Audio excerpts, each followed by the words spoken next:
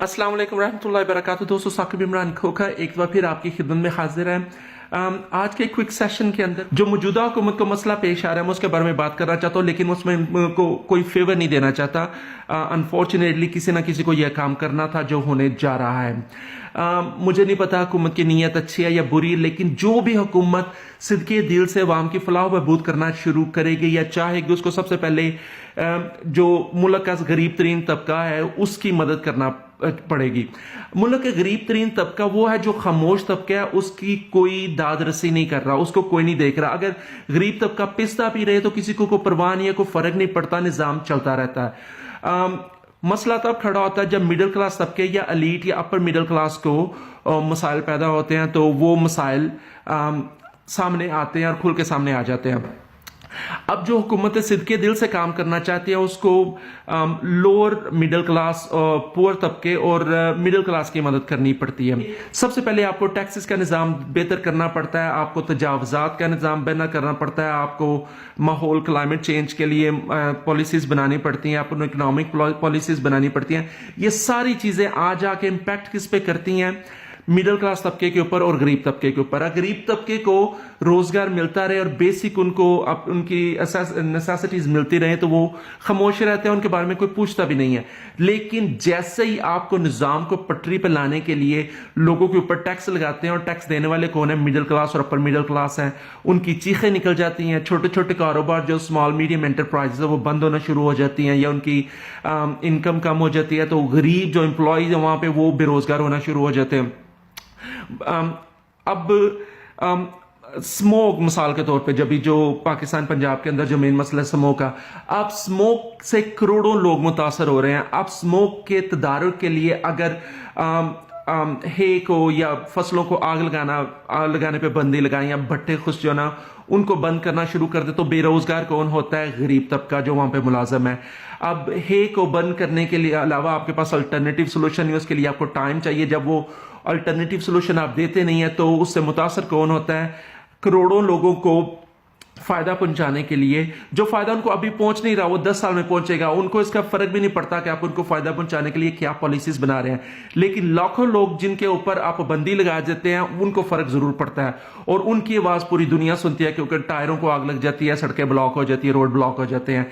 इसी तरह जब आप बड़े तबके के ऊपर टैक्स लगाते हैं, देखिए पाकिस्तान में सर्विसेज का बिजनेस 60% है, इसी तरह रिटेल का 19% और एग्रीकल्चर उसका 21% शेयर है पाकिस्तान का। अब एग्रीकल्चर में बेयर मिनिमम टैक्स है और रिटेल में तो टैक्स है ही नहीं। अब आप रिटेल पे टैक्स लगाने की कोशिश करोगे तो लाखों लोगों को फर्क पड़ेगा। इसका मतलब है कि लाखों लोग सड़कों पे होंगे। अगर आप निजाम को ऐसे ही चलते रहने देना चाहें तो आप बेसिकली बड़ी कामयाबी से अपनी हुकूमत के 5 साल पूरे करके चले जाएंगे। अगर निज़ाम को चेंज करने की कोशिश करेंगे तो आपको इन तमाम मसाइल का सामना करना पड़ेगा जिन मसाइल का सामना आप कर रहे हैं। बेसिकली अभी हुकूमत को जो मसाइल पड़े हुए हैं वो यही मसाइल हैं। आप औकाफ की ज़मीन या रेलवे की किसी बंजर ज़मीन के ऊपर नाजायज़ कब्जा करके वहाँ पर हाउसिंग सोसाइटी बना दें तो उसमें कोई किसी को परवाह नहीं है कि बनी है या नहीं बनी, क्योंकि अवाम का उसमें कुछ नहीं गया, किसी को पता भी नहीं है कि वो ज़मीन किसकी थी, हु केस। लेकिन जब उस बनी हुई नाजायज़ ज़मीन के ऊपर आप बलडोज़र चला के घर गिराएंगे तो ऑब्वियसली हज़ारों लोगों को नुकसान होगा और चीखें जो वो आसमान तक जाएंगी। उन लोगों का गला भी बहुत बड़ा है और मीडिया उसमें उनकी पूरी मदद भी करेगा। इसी तरह शहरों को खुला करना आपका अगर मिशन है और आप नाजायज़ तजावज़ात को हटा रहे हैं शहरों को खूबसूरत और खुला करने के लिए, तो खुला करने से फायदा अवाम को होगा, लेकिन अवाम को उसका फायदा नजर नहीं आ रहा क्योंकि लोगों को आदत पड़ गई है, लोगों को लगता है कि यार ऐसा ही है बस, ठीक है। लेकिन जिनकी आप शॉप्स या जिनके आप घर मस्मार कर देते हैं उनकी आवाज पूरी दुनिया सुनेगी। आपको इन मसाइल का सामना करना ही पड़ेगा। उसका एक अल्टरनेटिव सोल्यूशन ये होता है जो कि पिछली हुकूमतें करती रही हैं। रिप्लेस करना बहुत आसान होता है। नीचे अगर भैंसों का बाड़ा है तो आप उसको शिफ्ट करेंगे या सब्जी मंडी को शहर से बाहर शिफ्ट करेंगे तो हजारों लोगों को नुकसान होगा, आपका वोट बैंक कम होगा, लोगों की आपको बद्दुआएं आहें लगेंगी और सड़कें ब्लॉक हो जाएंगी। उसकी बजाय आप क्या करते हैं, ऊपर से ब्रिज बना के तो लोगों को रास्ता चेंज कर देते हैं। भाड़े भी, भैंसों का भाड़ा भी वहां पर ही रहता है और नाजायज कब्जे भी वहां पे रहते हैं, लेकिन आपको अल्टरनेटिव रूट मिल जाता है। दैट्स एन ईजीएस्ट वे। इसी तरह اسکولوں کا نظام چینج کرنے کے لیے، استادوں کی تعلیم کرنے کے لیے، تربیت کرنے کے لیے، یا اسکولوں کو فنڈنگ دینے کی بجائے یہ بڑا لمبا نرو بریکنگ پروسیس، اس کے بجائے آپ دانش اسکول کا نظام بنا دیتے ہیں. اسی طرح آپ ریلوے کی بجائے ایک نئی ٹرین چلا دیتے ہیں جو کہ چلتی رہی ہیں. لیکن جب ایگزسٹنگ سسٹم کو آپ کو چینج کرنا پڑے گا تو آپ کو پتہ ہے کہ اس کے لیے بڑی محنت کرنی پڑتی ہے. جو پاکستان میں حالات ابھی اس وقت موجودہ دور کے اندر ہیں وہ ابھی کچھ بھی نہیں، وہ ابھی عشر اشیر بھی نہیں ہے. جو نظام کو درست کرنے کے لیے جو آپ کو جن مشکلات اور مسائل کا سامنا کرنا پڑے گا وہ ابھی پیک کی طرف جا رہا ہے. حکومت کو اس کے لیے کمر کس لینی چاہیے، عوام کو بھی کمر کس لینی چاہیے کہ ابھی 2-3 سال بڑے مشکل کے سال ہیں. اس کے بعد کہیں پہ جا کے ایسا وقت آئے گا کہ لوگوں کو تھوڑی سی ریلیف ملنا شروع ہوگی، جب نظام آہستہ آہستہ نیا نظام اپنی جگہ پہ بیٹھنا شروع ہو جائے گا. حکومت کو الٹے کو سیدھا کرنے کے لیے جن مسائل کا سامنا کرنا پڑا اس کے اندر سب سے زیادہ نقصان باٹم لیول جو غریب طبقہ ہے اور مڈل کلاس طبقہ کو ہی ہو رہا ہے.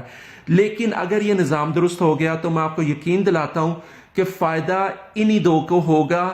اپر مڈل کلاس تو آخر ٹیکس دینا ہی پڑے گا، ان کو ٹیکس کے نیٹ ورک میں آنا پڑے گا. دیکھیں آپ ایک جائز ٹیکس دیں گے، آپ کو 4 طرح کے ناجائز ٹیکس سے آپ کی نجات ہو جائے گی. لیکن یہ ایونچولی آہستہ آہستہ ہوگا جب آپ کو، کیونکہ ہماری پرورش اس طرح سے ہوئی ہے، ہمیں پتہ نہیں ہے کہ جائز کیا ہے، ناجائز کیا ہے اور صحیح کیا اور غلط کیا ہے. We can't think otherwise. ہمارے پاس کوئی ایکسپیرینسز ہے نہیں کہ ہم اس کے ساتھ ریلیٹ کر کے اس کو اچھے یا برے کا فرق کر سکے، کیونکہ ہمارے پاس کوئی اینکر پوائنٹ نہیں ہے، ہمارے پاس کوئی ایگزسٹنگ ایگزامپلز نہیں ہے. جو حکومت ویژن کے ساتھ آئے گی اس کو وہ ایگزامپل سیٹ کرنے کے لیے 3-4-5 سال بڑی محنت کرنی پڑے گی. مجھے لگتا ہے نئی حکومت کوشش کر رہی ہے اس نظام کو پٹری پہ لانے کے لیے، لیکن انفارچونیٹلی اس میں سب سے زیادہ جو آواز بلند ہو رہی ہے وہ مڈل کلاس اور باٹم لیول طبقے کی، پور کلاس کی ہو رہی ہے. اس کی وجہ یہی ہے کہ ان کو فائدہ پہنچانے کے لیے جب ان سے اوپر والے طبقوں کے اوپر ٹیکسز لگتے ہیں یا ان سے مدد مانگی جاتی ہیں تو نقصان اسی طبقے کا ہوتا ہے، کیونکہ ان کی امپلائمنٹ چلی جاتی ہے ان کو. اور یہ طبقہ بیسیکلی وہ طبقہ ہے کہ یہ بیچارے خاموش ہیں، ان کی کوئی داد رسی کرنے والا بھی نہیں ہے. لیکن اگر آپ 2000 روپیہ دے دیں تو آپ کو پچھتانا پڑے گا کہ 2000 بہت کم ہے، کیونکہ ہر طرف سے آوازیں نکل رہی ہوگی کہ یہ ہمیں پینٹس دے رہے ہیں. انفارچونیٹلی نظام ایسا ہی ہے. حکومت کی آپ مدد کریں، تھوڑا سا صبر سے کام لیں، تھوڑی سی حکومت کو اپنے کام کرنے میں تھوڑی سی آزادی دیں. کرپشن ہمارے نظام کا، ہمارے سسٹم کا حصہ ہے. آپ کو حکومت کے اندر 100% آنےسٹ لوگ نہیں ملیں گے، لیکن اگر 100% کی بجائے 20% بھی آنےسٹ لوگ مل کے جو کہ ویژن کے ساتھ اور آنےسٹی کے ساتھ اپنا کام کرتے رہے تو یقین جانیے انشاءاللہ پاکستان کا مستقبل وہی مستقبل ہوگا جو قائد اعظم نے سوچا تھا کہ پاکستان کا مستقبل ہوگا.